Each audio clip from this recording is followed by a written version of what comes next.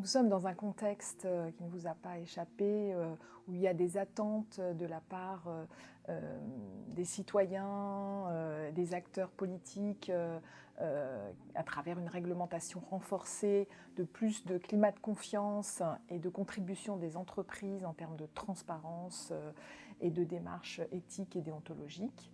Et donc, dans ce contexte, il est important de pouvoir également mesurer l'avancement des actions qui sont mises en œuvre.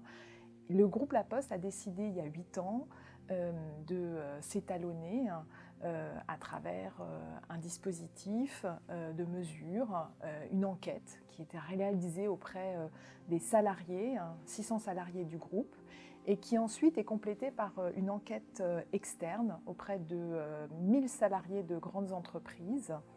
Et ça nous permet de nous benchmarker sur un certain nombre de questions autour de l'éthique et de la déontologie. Et donc le baromètre a cette vocation de pouvoir mesurer l'impact et la confiance perçue des salariés en interne, qui peuvent être comparés avec la perception des salariés des grandes entreprises sur un échantillon représentatif de l'impact et des conséquences de ces actions, pour s'inscrire bien évidemment dans une boucle plus vertueuse et pouvoir améliorer les dispositifs qui sont mis en œuvre.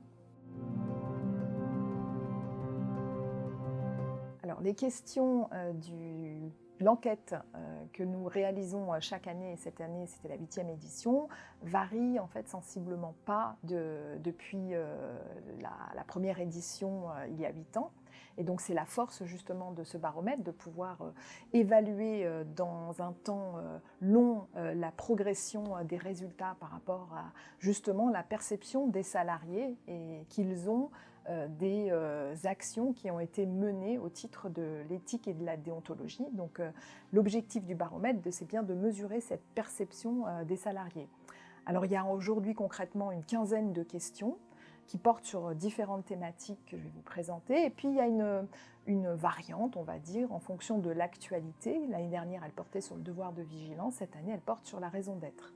En ce qui concerne les questions qui sont intangibles, elles portent en fait sur différents niveaux, avec une gradation que vous allez mieux appréhender. Premier point d'abord, c'est quelle est la compréhension, ou qu'est-ce que les salariés des grandes entreprises mettent derrière la notion de corruption, derrière la notion de conflit d'intérêts, qui sont des notions quand même complexes à bien appréhender. Donc ça traduit un niveau de maturité de leur part et qui est important pour nous, les compliance officers, de bien appréhender. Il y a aussi l'importance qu'ils accordent à la mise en place par l'entreprise d'un service éthique et déontologie et des actions qu'ils mènent au sein de l'entreprise. La connaissance qu'ils ont, la notoriété du déontologue, parce que ça aussi c'est un élément clé en termes de sensibilisation que nos services peuvent mener au sein des grandes entreprises. Après, on rentre dans des questions, on va dire, plus spécifiques, comme quelle est leur connaissance des actions qui ont été menées, est-ce qu'ils ont été eux-mêmes sensibilisés, formés au cours des 12 derniers mois, est-ce qu'ils ont confiance dans les dysfonctionnements auxquels l'entreprise doit faire face en termes d'éthique et de déontologie, est-ce qu'ils ont confiance sur l'efficacité de la réponse que l'entreprise peut apporter, notamment, je pense, dans le cadre des signalements du dispositif d'alerte auquel ils peuvent s'appuyer. Et enfin, il y a des questions aussi de notoriété.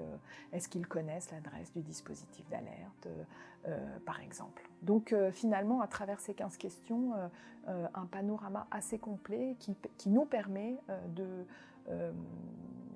définir des plans d'action, de mieux cibler les interlocuteurs, puisque l'ensemble des salariés qui sont interrogés sont sur un territoire représentatif, de Paris à la province, et sur une chaîne hiérarchique qui va du cadre stratégique jusqu'à l'opérationnel, donc qui permet d'avoir une panoplie bien représentative pour après s'améliorer et engager les actions pour s'inscrire dans une boucle plus vertueuse.